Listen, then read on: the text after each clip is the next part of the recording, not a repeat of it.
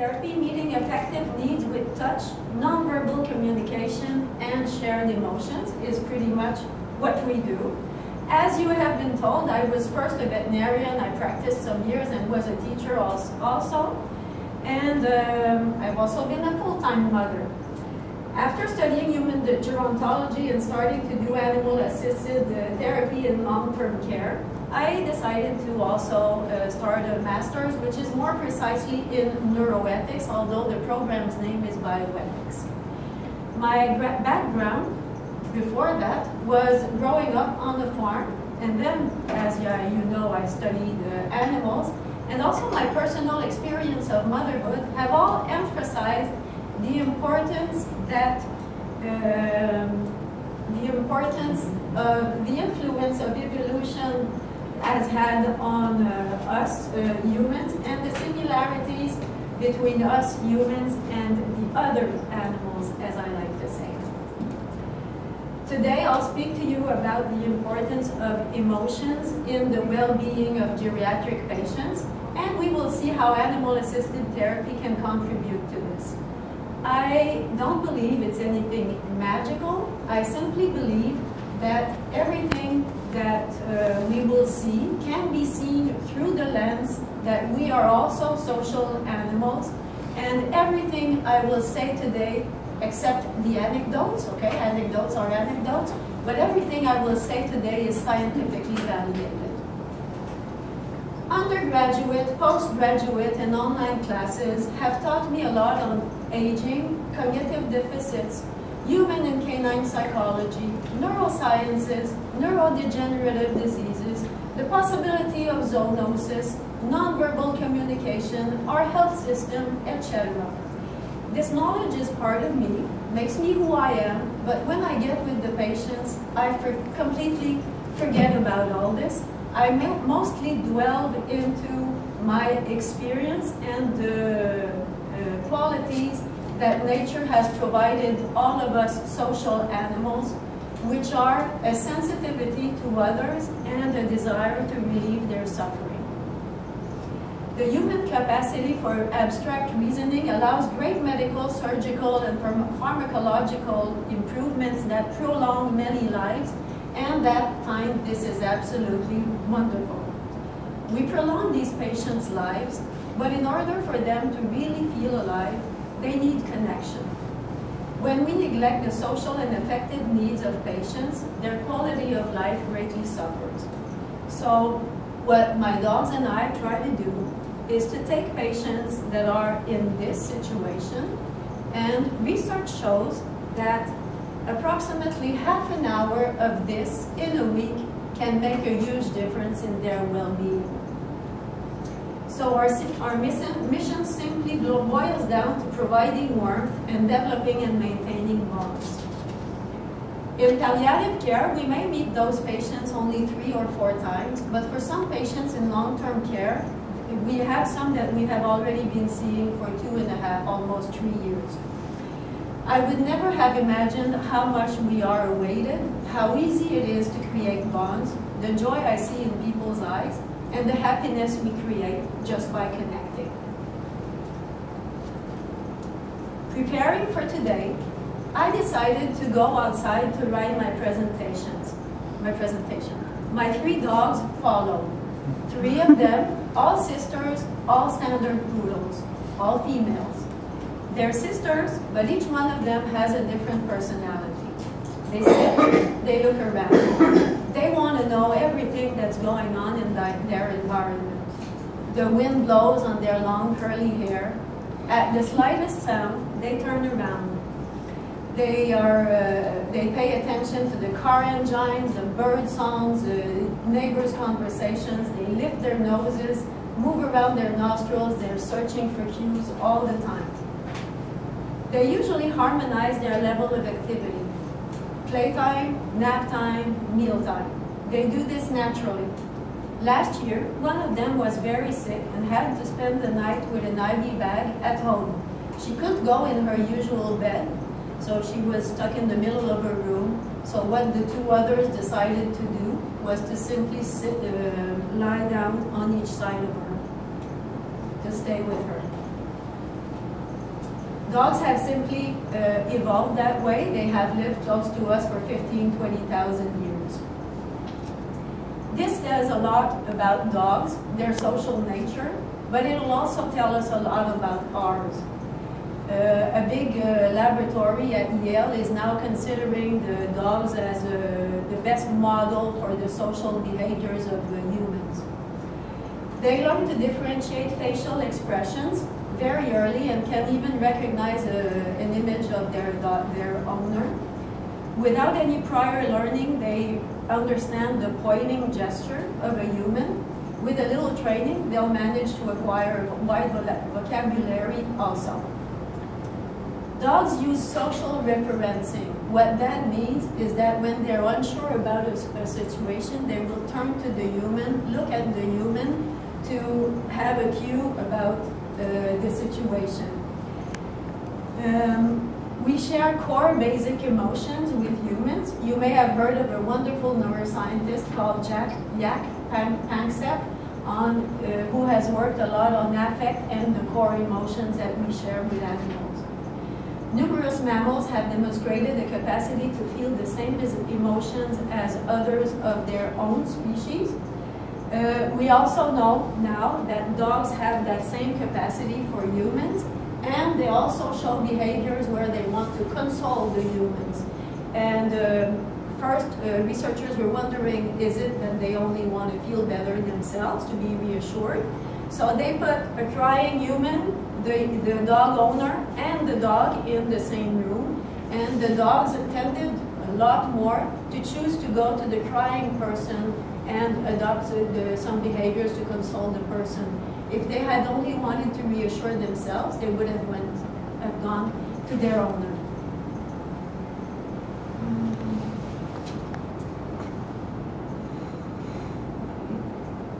They all have different personalities, and they will develop different relationships with different humans. This is one of my dogs that has developed a very special relationship with this lady, and these relationships are not always explainable. It's just a personality compatibility. What about me? When I get to the nursing home, everything outside ceases to exist. My joy, my sorrow, my past, my future, my moods, especially my to-do list, everything's gone. I put myself in a state of receptivity and try to perceive every person's needs to try to meet it as well as possible. I'll now tell you a few anecdotes, and these anecdotes will help me illustrate what I'm talking about. The anecdotes are real. I did not romanticize them, but of course they represent my perception of the events. I wish to emphasize the role of emotion, empathy, and sensibility to nonverbal signs for the affective side of care, and the fact that these are derived from our evolution as social animals. For months, I had seen Mrs. Chen. I never got close to her though, because she would always welcome me or not welcome me with a warning, no, no, not me, I'm not interested. Because so many other patients wanted my visit, I never insisted. One day though, a staff member asked me if I could go and try to calm her agitation.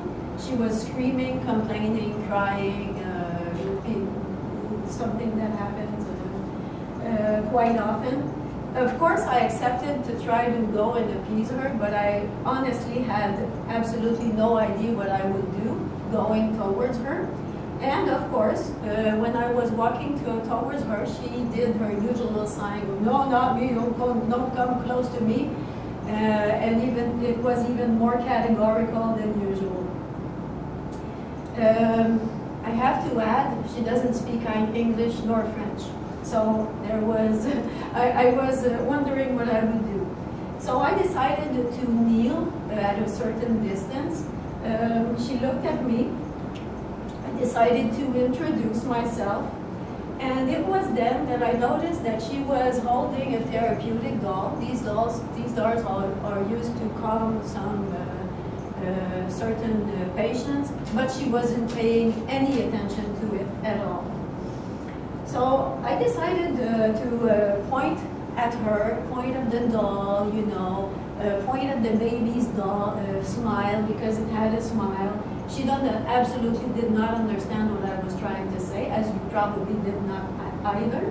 I was trying to tell her her baby was smiling because she was holding her. But at least she was looking at me, and she had stopped all the screaming and whining. So then I pointed at her baby, and I pointed at myself, and then my dogs. And she started laughing. She had understood what I was trying to say. I was trying to say she was caring for a baby, and I had dogs instead. So I pretended, I pretended to hug my dogs, and so she held her baby, put it up, and looking at the dog in the eyes, and then she took her back and she gave her kisses. So I started blowing kisses at my dogs, and she started doing the same too. And then she started showing me numbers on her fingers, 3, 4, 7, and I didn't understand the things she was trying to tell me. But then she points again at me, like herself, and the doll, and she shows me 3, 4, 7. And I finally get it. She has 3. She has 7 children, among those 3 or 4 daughters and 3 or 4 sons. So I show her, oh, I have 4. I have 2 and 2. This is the moment where she reaches for the dog. She had decided to come into contact with the dog, and Lilu walks towards her. She starts getting petted, and the most important thing is that the lady's agitation was now over. Since then, I see her every week. We have very nice moments where she pets the dogs, she blows kisses at the dogs, and she also blows kisses at me. Thinking back, I realized when I used to connect with this woman, I used something that is very universal, nurturing.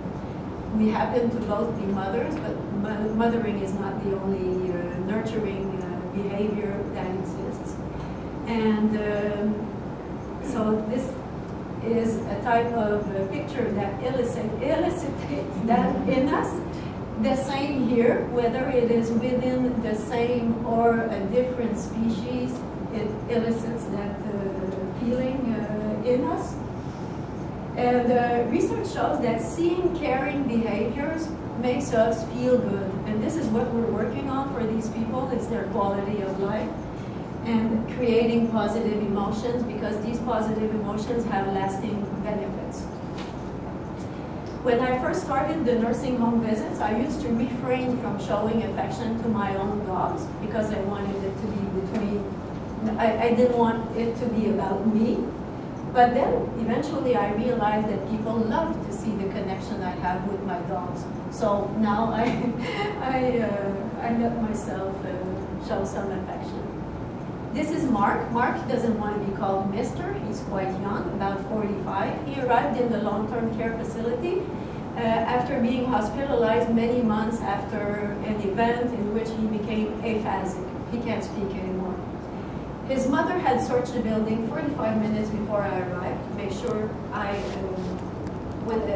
after I arrived, to make sure I would go see his son. He has a wife. He has 3 wonderful teenage daughters. He is well taken care of, but he has a great frustration of not being able to communicate verbally. So he now can communicate non-verbally with the dogs. When my Lilu climbs on his bed, she remembers very well in which rooms this is allowed, in which rooms this is even wished for. He emits a deep sigh as if he was getting rid of accumulated tension. This happens quite often. As soon as they become in physical contact with the dogs, some people have very fast physical response and become very relaxed. The breathing slows down, their face loses their tense appearance. The physiological effects of a physical contact with animals are well documented, but they vary a lot between individuals, of course. When I see that type of reaction, I know very well that the best thing I can do is to step back, just shut up. Just Talking would just simply ruin the moment. Lilou knows what to do. She licks his hand a few times, and then she let him pet her, and then she lied on her side close to him. I see him, this is not his hand, it's a woman's hand. I see him gliding, gliding his fingers in the hair, just enjoying the physical contact. This lasts a few minutes, and then suddenly he breaks down. He starts to cry, a lot of tears. He sobs. It's a very strong emotional reaction that he has. Usually in such a case, I opt to show I'm there with you by the contact of my hand. I accept your tears by my silence, and we have time by just standing still. After a few minutes, the breathing regularizes and the sobs stop, and he stops crying, and he's back to normal, and everything is okay. All is well. Now, do I have evidence that this emotional outpour is beneficial? I don't. Not scientific evidence, but what I do have is the fact that all the patients that have had that type of reaction are among those that wish my visits the most. They seem to, like this is another one of these persons.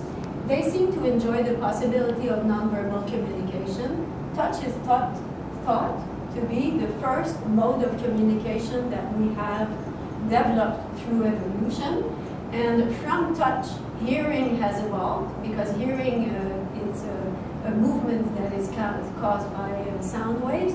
And after hearing, well, of course, the capacity of others to emit sound was, so eventually speech was a possibility. I have told you that dogs are sentient, that they feel our emotions and distress. I've also shown you the emotional support that my dogs give to many people, a few afternoons a week.